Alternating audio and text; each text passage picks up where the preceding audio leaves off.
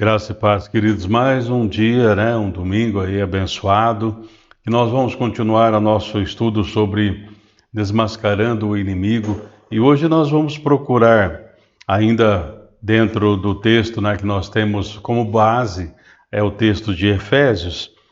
Quero ler novamente com os irmãos que diz: quanto ao mais, sede fortalecidos no Senhor e na força do seu poder, revestivos de toda a armadura de Deus, para poderes ficar firmes contra as ciladas do diabo. Então, nesse texto, de Efésios, nós estamos vendo que precisamos estar nos revestindo do poder de Deus em todo momento, em todas as circunstâncias, fortalecidos no Senhor, na força do seu poder. Nós temos que estar firmes. Então, a armadura celestial, ela vai trazer para nós isto, Essa possibilidade de nós podermos nos mantermos realmente, mesmo diante das adversidades, mesmo diante de tentações, de vivermos neste mundo tão maligno, trevoso, permanecermos firmes. Mas para isso nós precisamos fazer realmente a cada instante esse teste, para ver se nós estamos realmente no Senhor, estamos nos fortalecendo no Senhor, estamos buscando realmente ao Senhor. Porque muitas vezes nós podemos pensar que estamos fazendo a obra de Deus, estamos no agir do Senhor, mas muitas vezes aí a nossa alma, o coração, ele é enganoso, Então nós precisamos a cada dia: Senhor, sonda o meu coração, vê se há em mim realmente algum caminho mau, analisa, Senhor, a partir da perspectiva do Espírito Santo, me corrige, me ajuda, me restaura, para que nós possamos então enfrentarmos o inimigo.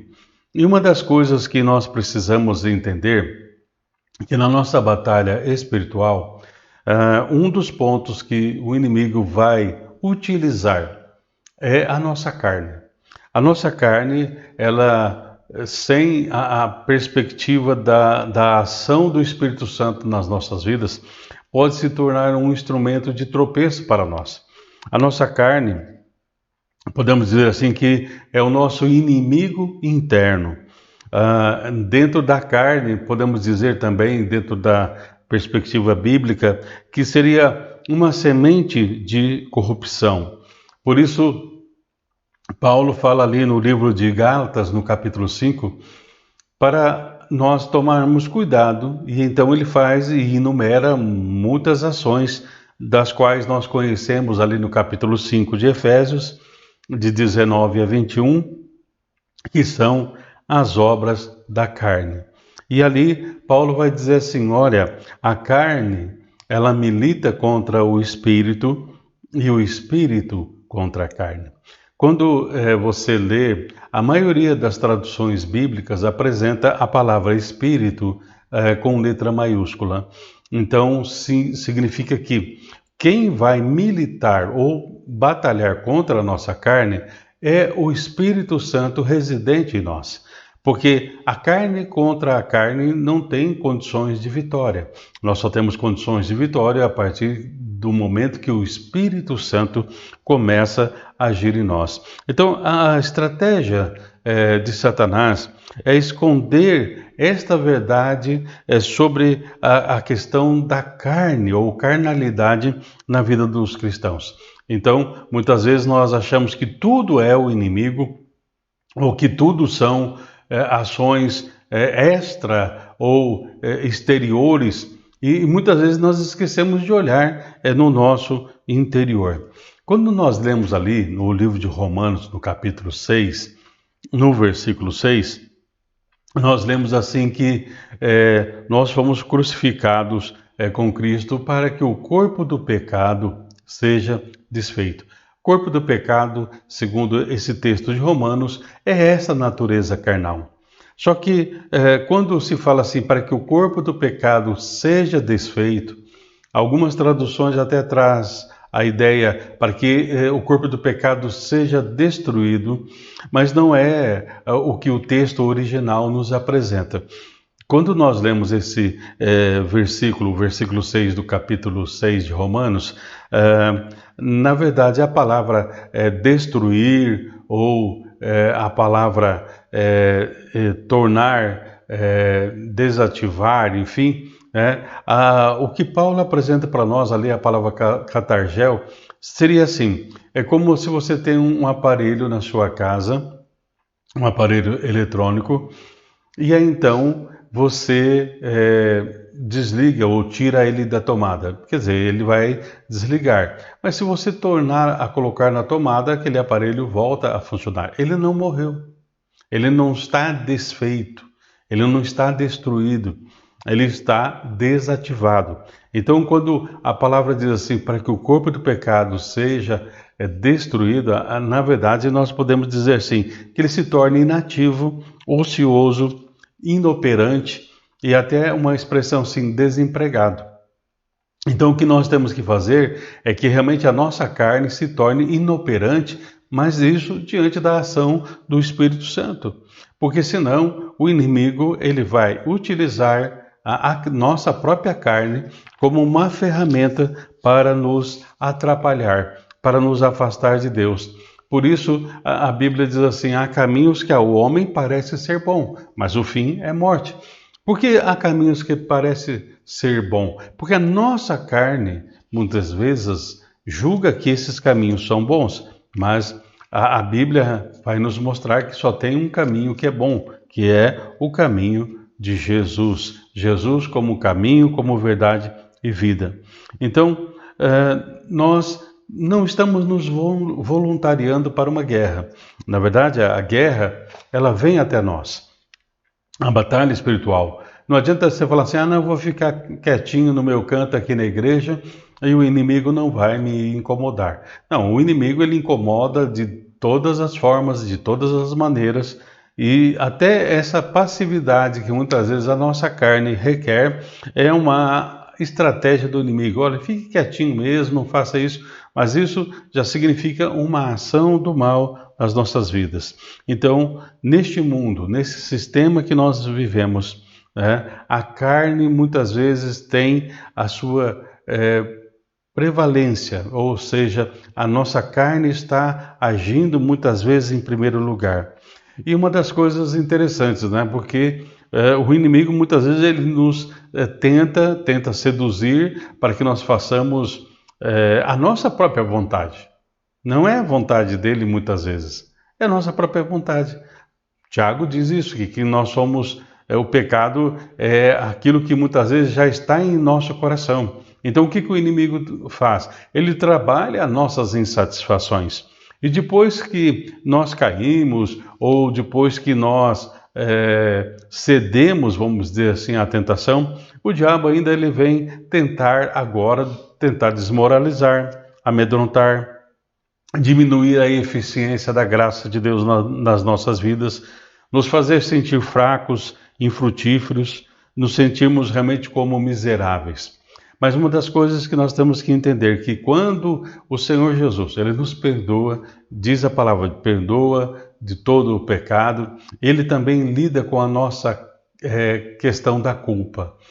Nós temos insistido nisso, que muitas vezes as pessoas ainda, mesmo tendo a dimensão do perdão, não têm a dimensão de que também a cruz, a obra da cruz, trata realmente com a questão também do pecado e da culpa.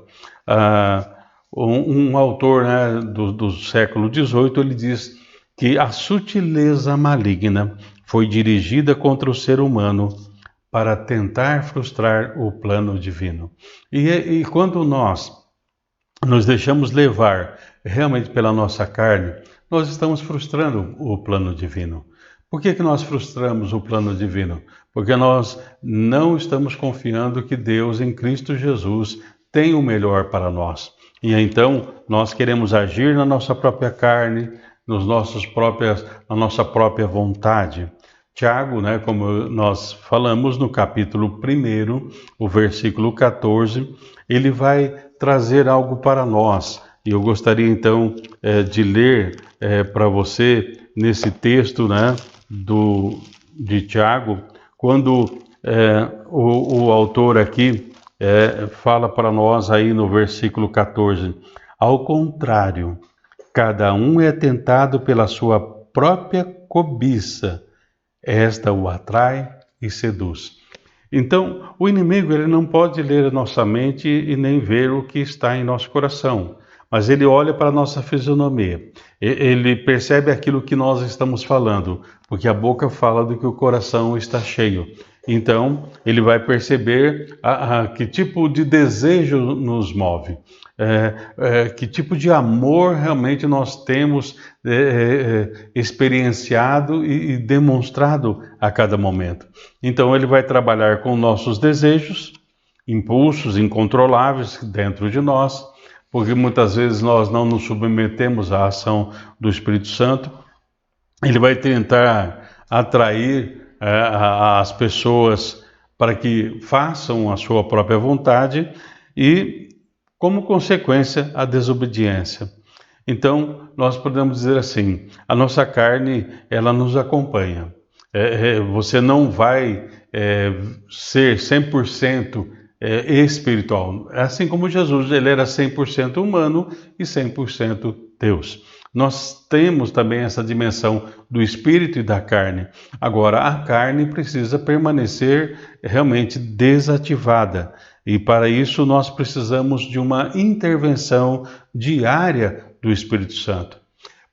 Por isso, quando Jesus ele fala assim que aquele que vai segui-lo, dia a dia precisa tomar a cruz. Negue-se a si mesmo e tome sua cruz. Isso de uma maneira diária. Por quê? Porque todos os dias nós podemos estar sendo tentados a agir por nós mesmos. O reino das trevas, ele é um reino de mentiras.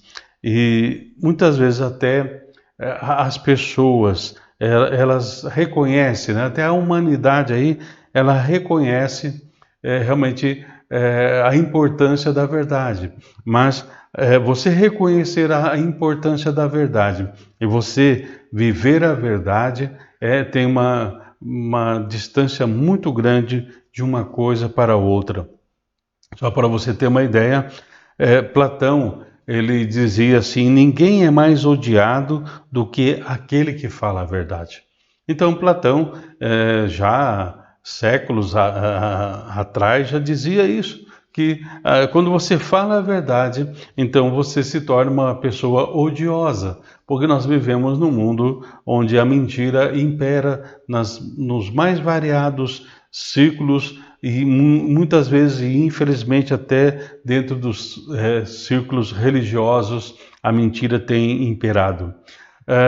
George Orwell, no seu livro lá, Revolução dos Bichos, é um livro secular, ele diz assim: quanto mais uma sociedade se afasta da verdade, mais ela odiará aqueles que a falam.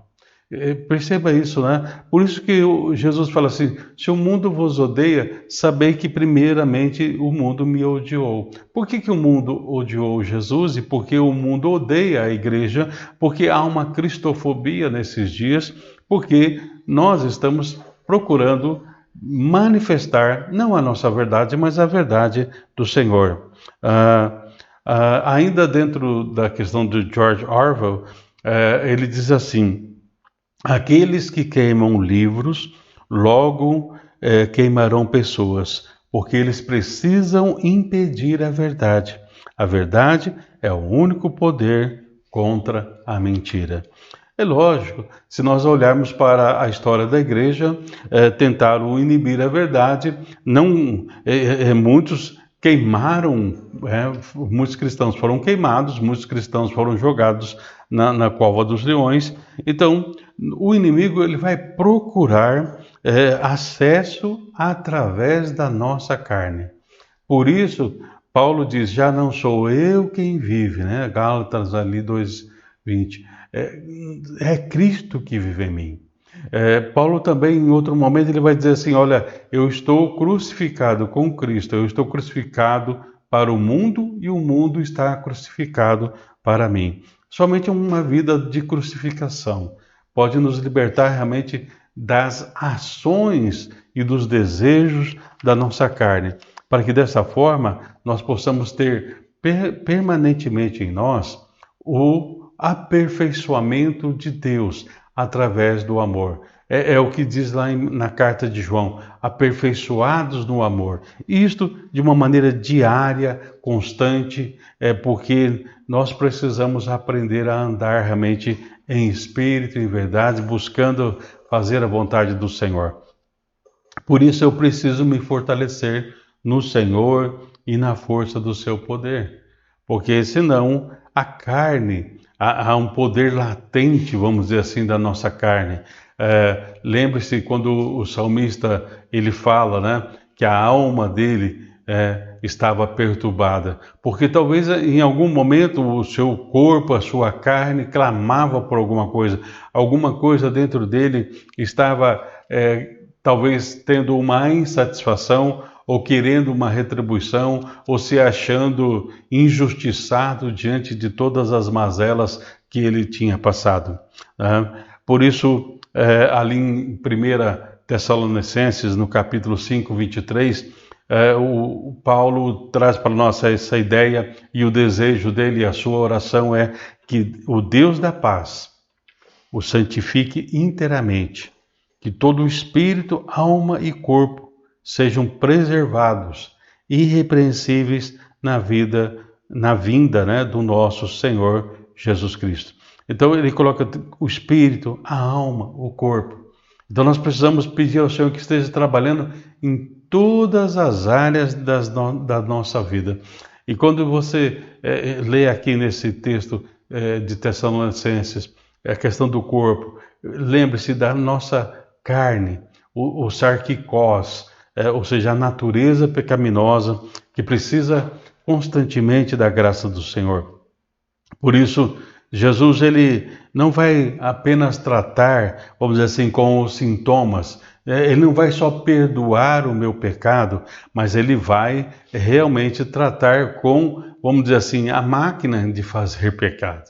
E para isso, nós precisamos estar na presença do Senhor a cada instante. Precisa haver uma transformação realmente das nossas vidas. Há alguns anos atrás, alguns pastores, eles falavam de algumas pessoas que se convertiam, mas logo voltavam à velha vida.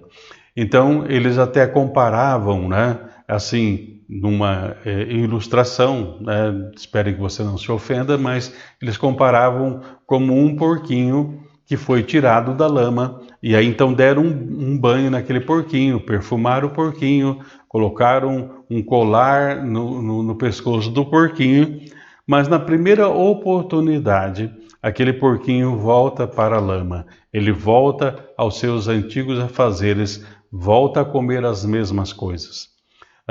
Então eles tentavam colocar dessa forma, né? De que muitas vezes as pessoas, por não tratar a sua natureza pecaminosa, a sua carnalidade, então voltava para a velha vida.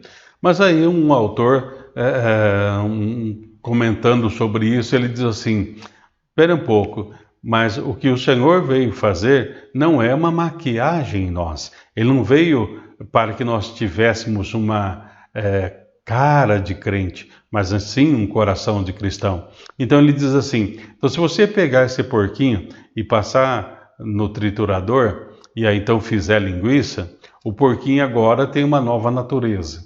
Ele não é mais o porquinho, agora ele é uma linguiça. Ou ele é um bacon, né? Uma coisa ou outra assim, né? Então, vamos dizer assim, o que aconteceu? Mudou-se a natureza, agora ele está morto. E então ele diz assim, o bacon vai correr para a lama agora? Não vai. A linguiça vai correr para a lama? Não vai. Por quê? Porque agora ela tem um novo formato, ela tem uma nova dimensão. Então é isso que tem que acontecer conosco. Nós precisamos ter uma vida de crucificação diária para que o velho homem não volte no lamaçal do pecado, para que a nossa natureza permaneça realmente na presença do Senhor. Então nós precisamos ter em Cristo Jesus esse equilíbrio para que a nossa carne possa se aquietar, ela possa permanecer realmente desempregada para o pecado, que o pecado não encontre em nós uma disposição para isso, porque o inimigo vai tentar. Na batalha espiritual, ele sabe, se nós pecarmos, nós nos afastamos de Deus. Diz lá no livro de Isaías, né, que o Senhor não está com os ouvidos fechados, que não possa nos ouvir, e nem com suas mãos encolhidas para que não possa nos socorrer. Mas o vosso pecado é que faz a divisão entre vós e o vosso Deus. Então, nós precisamos aprender realmente de Jesus, que é manso e humilde de coração, e a cada instante realmente amar o Senhor. Como diz a palavra, nós temos que amar ao Senhor mais do que a nós mesmos, mais do que os nossos desejos, mais do que a nossa própria carne. No Salmo 106, diz assim que o povo tentou o Senhor e queria tantas coisas, e diz assim, o Senhor concedeu o que eles queriam, mas fez definhar-lhes a alma. Muitas vezes o Senhor, Ele até nos concede algumas coisas, e ter coisas não significa que Deus está nos abençoando. Deus muitas vezes nos dá algumas coisas para dizer, bom, você quer assim, não é a minha vontade, mas eu vou permitir. E então aquilo que nós pensamos que é bênção, não é bênção. Precisamos rever nosso conceito de bênção. Por isso, a palavra diz, amarás, pois, o Senhor teu Deus. É o que o Senhor diz ali para nós no livro de Marcos, capítulo 12, verso 30. Como que eu tenho que amar o Senhor? De todo o meu coração. Então, se a minha carne estiver latente em mim, eu não vou poder amar o Senhor de todo o meu coração. E também não vou conseguir amar o Senhor com toda a minha alma, ou com todo o meu entendimento, e com toda a minha força. Então, eu preciso entender, como diz um hino de Isaac Watts, um hino escrito em 1707, ele diz assim, ao contemplar a rude cruz em que por mim morreu Jesus, ele contempla a cruz, mas ele entende também que ele está crucificado com Cristo.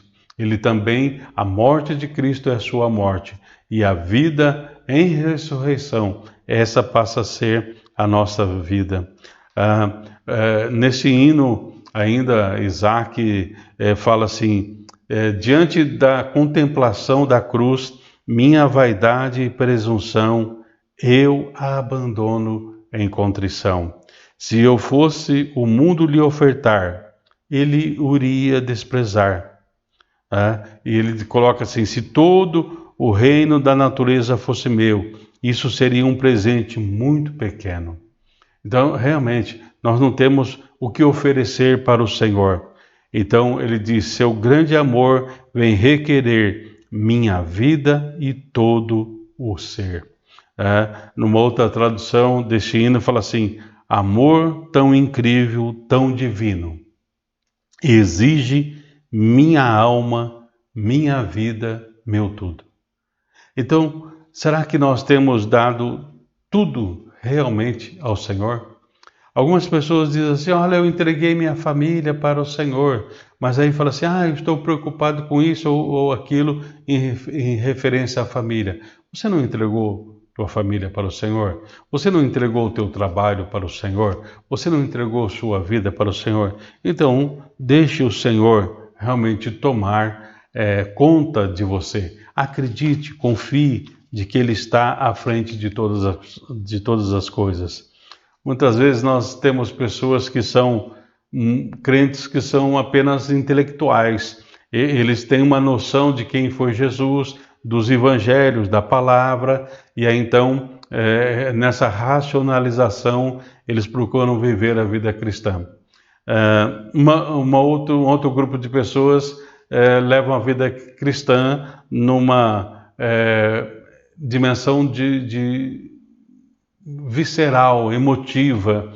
Então, tudo na igreja tem que realmente produzir alguma emoção. É como aqueles Caçadores de Aventura, né? Um filme antigo onde eles procuravam realmente surfar em ondas grandes em dia de tempestades, saltar de paraquedas de alturas não próprias ou diferentes daquela que as pessoas saltavam. E muitas vezes nós procuramos, né, podemos dizer assim, essa adrenalina na vida cristã. Por isso algumas pessoas vêm para um culto e se o culto tem um pouco mais de música e ele fala assim, hoje o culto foi bom, o culto hoje estava gostoso. Então, sabe essa expressão, o culto estava gostoso hoje, porque tem culto que é ruim? Pode sim, pode ser ter um culto ruim, é o culto que você faz para você mesmo, que cante as suas músicas preferidas ou que toque as músicas da sua banda preferida, enfim, né? Talvez para você esse vai ser um culto gostoso, mas e para Deus? Deus tem saboreado o nosso louvor? Deus tem saboreado as nossas palavras? Deus tem saboreado realmente a nossa adoração? Né? Nós temos que ser equilibrados, sim, nós temos que exercer o lado intelectual, o lado emotivo, nós temos que ser um pouco pragmáticos, mas tudo de maneira equilibrada. Nós não podemos ser apenas de uma dimensão de pessoa, ou assim, ou assado. A vida é muito ampla, muito profunda para que nós abandonemos, né, a nossa razão ou a emoção ou vivemos de maneira pragmática. É uma vida equilibrada. E o equilíbrio só vem em Cristo Jesus. Por isso, cuidado com a dimensão da carne. Cuidado, porque o coração ele é enganoso. A Bíblia, ela muitas vezes nos apresenta, né? A palavra que eu vos tenho falado são espírito e vida. Então, para que essa palavra se torne espírito e vida e mortifique as obras da nossa carne, aí então nós precisamos da dimensão do Espírito Santo. Ali no livro de Atos nós lemos que passará o céu e a terra, mas a minha palavra, no livro de Mateus, né, no capítulo 24, passará o céu e a terra, mas a minha palavra não passará. Por isso, nesses dias, algumas pessoas numa dimensão carnal, eles têm muitas vezes a ideia, mas a Bíblia está ultrapassada, nós precisamos talvez entender de uma outra maneira tal coisa, e isso ou aquilo, mas a palavra que o Senhor nos disse e tem nos dito, ela é espírito e vida e continua sendo espírito e vida.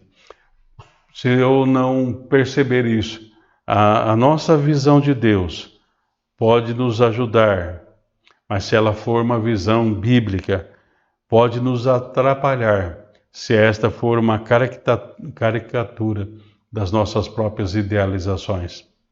Muitas vezes nós temos uma caricatura de Deus, né? Nós não conseguimos enxergar realmente o Deus bíblico, mas aquele Deus que nós formamos nos nossos ideais, nos nossos pensamentos. Ou seja, eu não procuro conhecer Deus como Ele é, mas eu procuro encaixar Deus dentro dos meus desejos. Eu procuro encaixar Deus dentro dos meus sentimentos.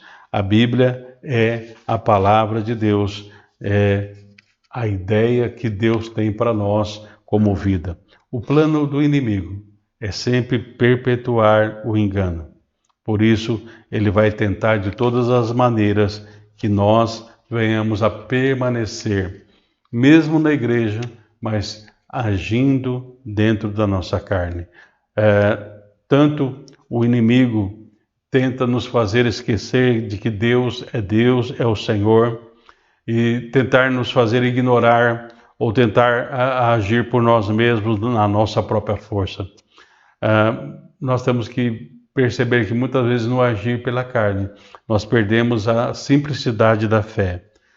Por isso que Jesus fala que nós devemos ser como uma criança, não na ingenuidade, mas na simplicidade. É interessante, né? Naquele filme, né, Guerras das Estrelas, né, tem uma frase lá, um diálogo do Kenobi lá, falando para o personagem Lucas, né? Ele fala assim: confie em seus sentimentos. Confie em seus sentimentos. E quantas pessoas, né, assistiram esse filme e internalizaram este valor que fala assim: confie em seus sentimentos. Mas a Bíblia diz assim: enganoso é o coração, mais do que tudo. Então, que nós possamos aprender a andar realmente em espírito e em verdade, e que nós possamos vencer realmente a nossa carne em tudo. E como diz a palavra, né? No Salmo 37, versículo 5, entrega teu caminho ao Senhor, confia nele, e o mais ele fará por ti. Não é na força do nosso braço. Quando o Senhor fala para Zorobabel, ele diz assim: não é por força nem por violência, mas é pelo meu Espírito. Que nós possamos realmente, a cada instante, andarmos na dimensão do Espírito e mortificar as obras da nossa carne através da presença real do Senhor. Feche os teus olhos, nós vamos ter esse momento de oração. Senhor, nos ensina a cada dia a andarmos humildemente na tua presença. Nós admitimos, Senhor, que muitas vezes, Senhor, tentamos fazer as coisas por nós mesmos, pela nossa própria força. Mas isso, Senhor, nos torna pessoas indefesas e nos tornam realmente pessoas que estão com uma dimensão de cair nas armadilhas e ciladas do diabo.